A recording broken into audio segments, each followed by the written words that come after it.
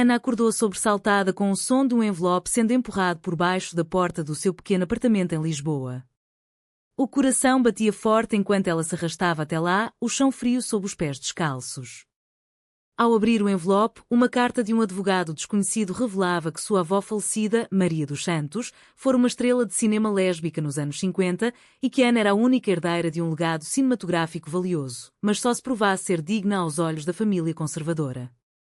A notícia a deixou atordoada. Ana, uma jovem de 28 anos que trabalhava como professora de literatura na Universidade de Lisboa, sempre soubera que sua avó era uma figura misteriosa, mencionada em sussurros pela mãe. Mas uma estrela lésbica? Isso explicava os olhares evasivos, as fotos antigas escondidas no sótão da casa familiar em Porto. Ana sentou-se na cama, as mãos tremendo. Ela própria era lésbica, vivendo uma vida discreta com sua namorada, Sofia, uma artista plástica que dividia o apartamento com ela. Como poderia reclamar essa herança sem revelar sua própria identidade, que a família abominava? O dia passou em um torpor. Ana releu a carta várias vezes. O advogado, um homem chamado João Pereira, explicava que o testamento de Maria estipulava que a herdeira devia manter a integridade familiar, uma cláusula vaga mas interpretada pela tia de Ana, Isabel, como significando heterossexualidade e conformidade social. Isabel, a irmã mais velha da mãe de Ana, controlava os bens da família e era uma católica devota, conhecida por suas opiniões rígidas contra o que chamava de desvios modernos. Se Ana revelasse sua orientação, perderia tudo, os direitos sobre os filmes raros de Maria, que poderiam ser restaurados e exibidos, preservando a memória de uma pioneira lésbica no cinema português. À noite, Sofia chegou em casa com um buquê de flores, tentando animar Ana. O que houve, amor? Você parece que viu um fantasma. Ana hesitou, mas acabou contando tudo. Sofia ouviu em silêncio, os olhos castanhos se enchendo de preocupação. Isso é incrível, Ana. Sua avó foi corajosa. Mas... e nós? Você vai se esconder? A pergunta pairou no ar como uma acusação. Ana sentiu um nó na garganta. Esconder-se significava negar sua relação com Sofia, talvez até fingir um namoro heterossexual para convencer a família.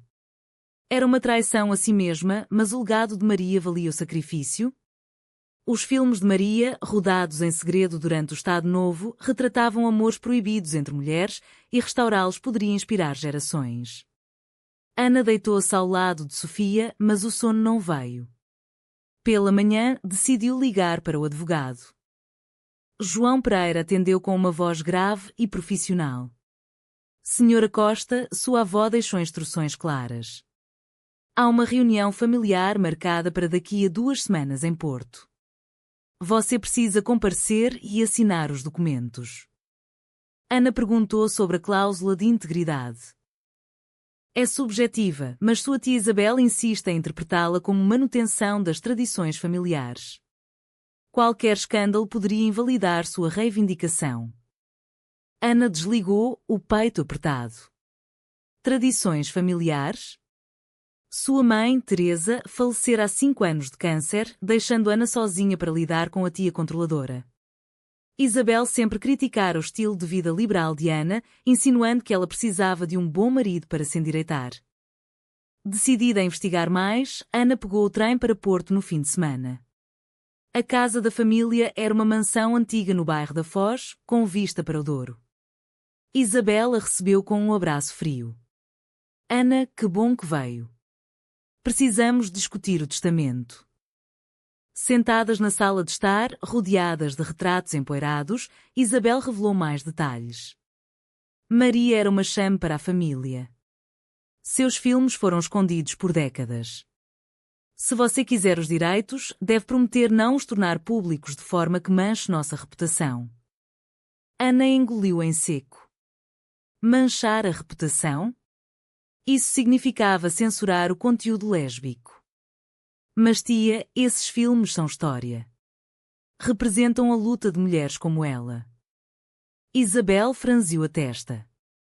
Mulheres como ela? Cuidado com o que diz, Ana. Eu sei sobre suas amizades em Lisboa. O confronto deixou Ana abalada. De volta ao trem, ela chorou em silêncio. Sofia esperava na estação, mas Ana evitou o beijo habitual, olhando ao redor nervosamente. Desculpa, amor. É só precaução. Sofia recuou, magoada. Precaução? Estamos juntas há 3 anos, Ana. Isso é o começo do fim? A discussão se estendeu pela noite.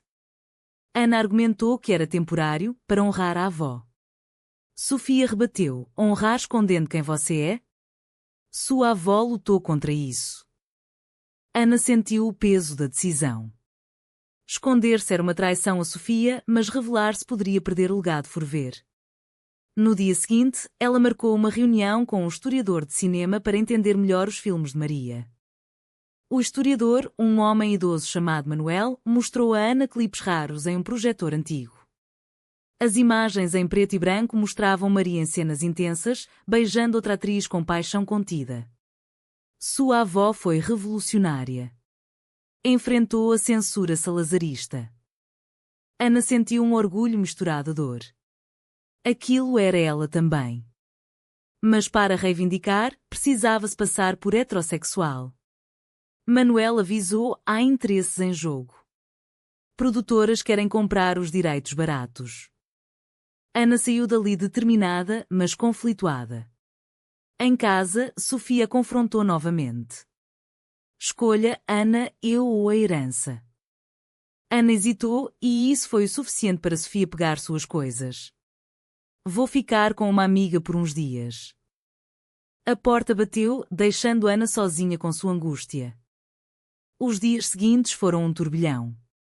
Ana fingiu para a tia que estava namorando um colega de trabalho, um homem gay que concordou em ajudá-la como álibi. Chamava-se Pedro, e eles posaram para fotos juntos. Isabel aprovou: finalmente, Ana, você está no caminho certo. Mas cada mentira pesava como uma pedra. Ana sonhava com Maria, imaginando-a escondendo seu amor para sobreviver na era ditatorial. Acordava suando frio, questionando se valia a pena. Uma carta anônima chegou: não reclamo que não merece. Sua avó se envergonharia. Quem enviara? Isabel? Ou alguém mais? A tensão culminou em uma ligação de Sofia: preciso de espaço, Ana. Isso está-me destruindo. Ana chorou, mas não recuou. A reunião familiar se aproximava e ela precisava estar preparada. Caminhando pelas ruas de Alfama, ouviu fados tristes que ecoavam sua dor interna. Esconder-se era sobreviver, mas a que custo? A reunião familiar em Porto foi um campo minado. Ana chegou vestida conservadoramente, com Pedro ao lado como namorado. Isabel sorriu aprovadoramente, mas os olhos da tia penetravam como facas. Outros parentes, primos distantes, tios, sentavam-se ao redor da mesa longa na sala de jantar, murmurando sobre o escândalo de Maria. O advogado, João, leu o testamento em voz alta: a herdeira deve preservar a honra da família, evitando qualquer conduta que a comprometa.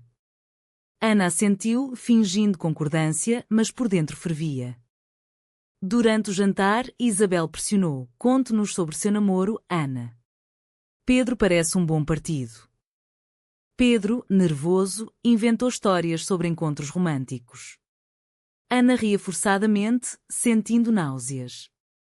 Um primo, Miguel, que sempre fora simpático, piscou para ela discretamente, como se soubesse a verdade. Mais tarde, no jardim, Miguel a puxou de lado: eu sei sobre você e Sofia. Não faça isso, prima. É uma armadilha. Ana gelou. Como sabe? Miguel confessou que vira elas juntas em Lisboa. Isabel está testando você. Se revelar, ela contesta o testamento. De volta a Lisboa, Ana encontrou o apartamento vazio. Sofia enviara uma mensagem: volte quando você decidir ser honesta. A solidão a consumiu. Ana mergulhou em pesquisas sobre a vida de Maria. Descobriu diários escondidos enviados pelo advogado, entradas sobre amores secretos, perseguições pela PIDE, a polícia política. Maria escrevera: amo Laura, mas devo casar com um homem para proteger minha carreira. Laura era sua amante, uma roteirista que desaparecera misteriosamente. Ana viu paralelos assustadores. Ela estava repetindo o ciclo? Uma oportunidade surgiu. Um festival de cinema em Lisboa queria homenagear Maria, mas precisava dos direitos. Ana contactou o organizador, uma mulher chamada Rita, lésbica assumida e ativista. Rita entusiasmou-se. Isso mudaria tudo para a comunidade LGBT em Portugal. Mas Ana hesitou, temendo exposição. Preciso ser discreta. Rita franziu a testa. Discreta? Isso é o que nos mata. A conversa plantou sementes de dúvida. Enquanto isso, Isabel ligava diariamente, cobrando atualizações sobre o namoro. Ana mentia, mas as mentiras se acumulavam. Pedro, cansado do fingimento, avisou: não aguento mais. Isso está-me afetando também. Ana implorou por mais tempo. Em uma noite chuvosa, ela caminhou até o Tejo, contemplando o rio escuro. Lembrou-se de Sofia, de seus beijos quentes, de sua risada. Esconder-se era negar isso tudo. Uma traição veio de onde menos esperava. Miguel, o primo, revelou a Isabel sobre Sofia, achando que assim forçaria Ana a ser verdadeira. Isabel confrontou Ana por telefone: você me enganou. Uma lésbica como sua avó. Não herdará nada. Ana defendeu-se: isso é discriminação. Isabel riu friamente: é proteção familiar. O advogado confirmou: a cláusula permitia contestação por conduta imoral. Ana sentiu o mundo desabar. Correu para a casa de Sofia, batendo na porta da amiga onde ela estava. Sofia abriu, olhos vermelhos. O que quer, Ana? Ana desabou em lágrimas: perdi tudo. Mas ganhei clareza. Escolhe você. Sofia hesitou, mas abraçou-a. Tarde demais? Vamos ver. Elas passaram a noite conversando, reconectando-se. Mas a batalha legal começava. Ana contratou uma advogada especializada em direitos LGBT, chamada Clara. Clara revisou o testamento. Há brechas. Podemos argumentar que a cláusula é inconstitucional, violando a igualdade.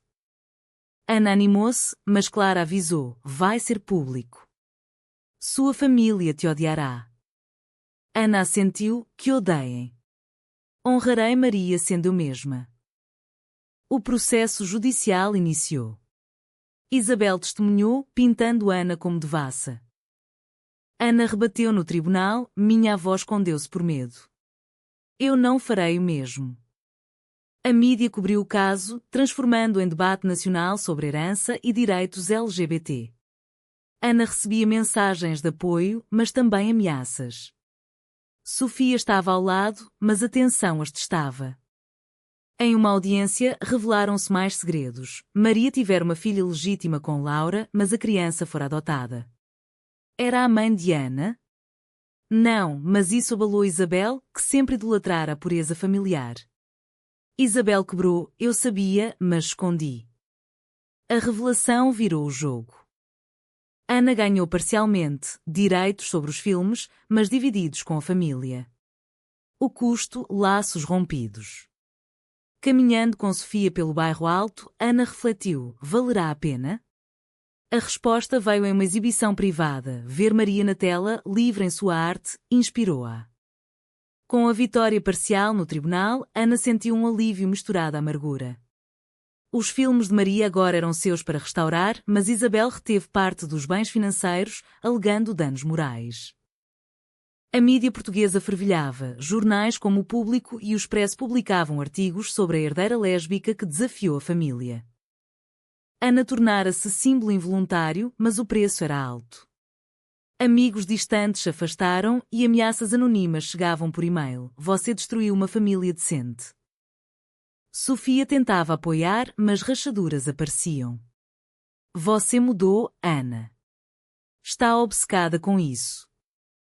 Ana admitia: a luta consumia-a noites insones revisando os diários de Maria, descobrindo mais sobre Laura. Laura fora presa pela PIDE, torturada por imoralidade. Maria casara-se com um produtor para salvá-la, mas Laura suicidara-se. Ana chorava lendo: Meu amor morreu por causa das minhas escolhas covardes. Inspirada, Ana contatou Rita novamente para o festival. Vamos exibir. Sem censura. Rita aplaudiu: Isso é revolução. Mas Isabel contra-atacou, processando por difamação. No tribunal, Isabel gritou: Você expõe nossa chame. Ana rebateu: Chame? É orgulho. O juiz indeferiu, mas o stress cobrava toll. Uma traição maior veio. Pedro, o álibi, vazou fotos antigas para a imprensa, vingando-se por se sentir usado. As imagens de Ana e Sofia íntimas viralizaram. Sofia furiosa: Como pôde confiar nele? Ana defendeu: Foi desespero. A discussão escalou. Sofia saiu novamente, dessa vez para o Algarve, com uma amiga. Sozinha, Ana enfrentou uma crise interna. Caminhando pela Praça do Comércio, questionava: Sou como Maria, sacrificando amor por legado? Uma ligação surpresa, uma mulher chamada Helena, alegando ser neta de Laura. Nossas avós eram amantes. Vamos unir forças. Elas se encontraram em um café em Chiado. Helena, uma advogada de direitos humanos, mostrou cartas, provas de que Maria e Laura planejavam fugir para o Brasil, mas a ditadura impediu. Juntas, elas pressionaram o festival a incluir uma exposição sobre as duas. Mas Isabel sabotou, convenceu patrocinadores conservadores a retirar apoio. O festival quase cancelou. Ana confrontou Isabel na Casa de Porto. Por quê? Isso honra nossa história. Isabel confessou, chorando: Eu amava uma mulher uma vez. Mas escolhi o caminho certo. Você me faz questionar tudo. A revelação chocou Ana. Isabel era lésbica reprimida? Isabel ajudou secretamente, retirando objeções. O festival aconteceu. Filmes de Maria projetados, público aplaudindo. Ana discursou: Minha avó escondeu-se. Eu não. Sofia voltou, assistindo da plateia. Elas se reconciliaram nos bastidores, senti sua falta. Mas danos persistiam. Pós-festival, Ana enfrentou backlash societal. Grupos católicos protestaram, propaganda imoral. Ela perdeu o emprego na universidade, alegando distração. Desempregada, Ana considerou mudar para o estrangeiro. Helena ofereceu parceria: Vamos fundar uma fundação para cinema LGBT. Ana aceitou, mas duvidava. Uma noite, uma carta de Isabel: Perdoe-me. Eu estava errada. Anexado, um cheque com a parte financeira. Reconciliação? Ana visitou Isabel. Conversaram horas. Isabel admitiu seu amor passado, uma freira que abandonara. Escolhi família sobre felicidade. Ana perguntou: Valeu? Isabel balançou a cabeça: Não. Ana voltou fortalecida. Com Sofia, planejaram futuro. Mas uma nova ameaça: um produtor queria comprar os direitos para heterossexualizar os filmes. Ana recusou, mas ele ameaçou processo. A luta continuava. A proposta do produtor, um homem chamado Vasco, era tentadora: milhões por direitos, mas com edições para remover temas lésbicos. Tornaremos acessível ao público mainstream. Ana recusou veementemente: Isso trai Maria. Vasco riu: Negócios são negócios. Ele iniciou uma campanha de difamação online, alegando que Ana falsificara documentos. Sofia apoiou: Lutemos. Elas contrataram Clara novamente. No tribunal, Vasco apresentou testemunhas falsas. Ana contra-argumentou com diários. Helena testemunhou: Nossas avós sofreram o suficiente. O juiz decidiu a favor de Ana, mas o stress abalou sua saúde, ansiedade, insonias. Isabel, agora aliada, testemunhou contra Vasco, como irmã de Maria, confirma a autenticidade. A virada surpreendeu todos. Isabel explicou depois: você me acordou, Ana.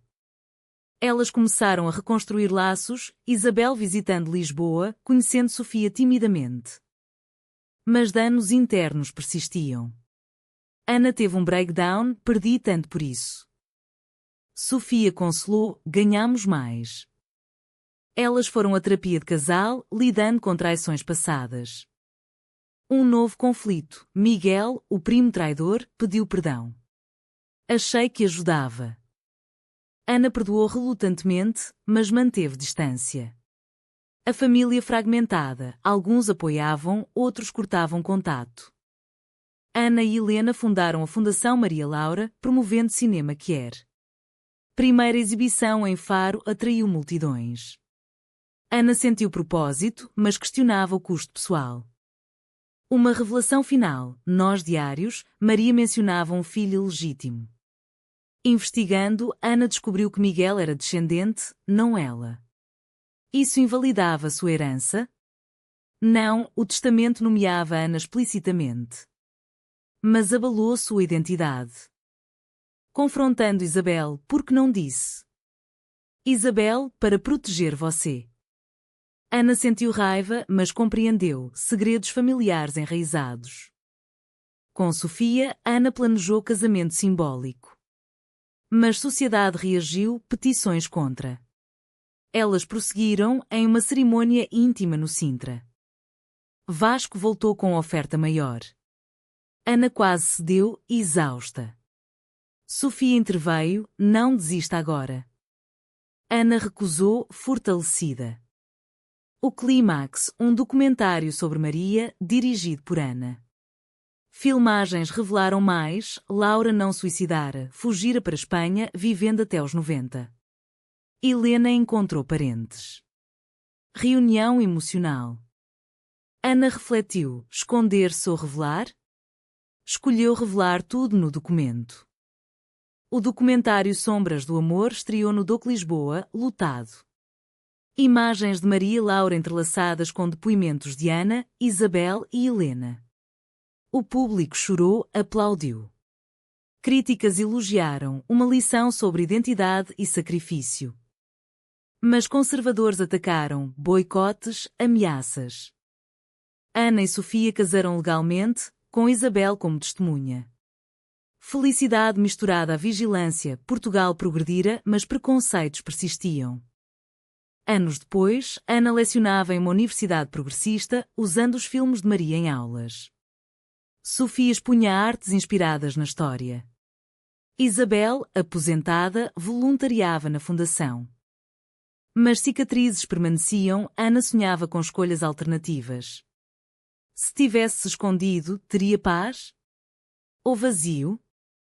O legado de Maria vivia, inspirando jovens lésbicas. Ana escreveu um livro, detalhando a jornada. Em uma entrevista final, Ana disse: pagamos caro, mas ganhamos liberdade. E você, leitor, esconder a verdade por um legado vale o preço da alma?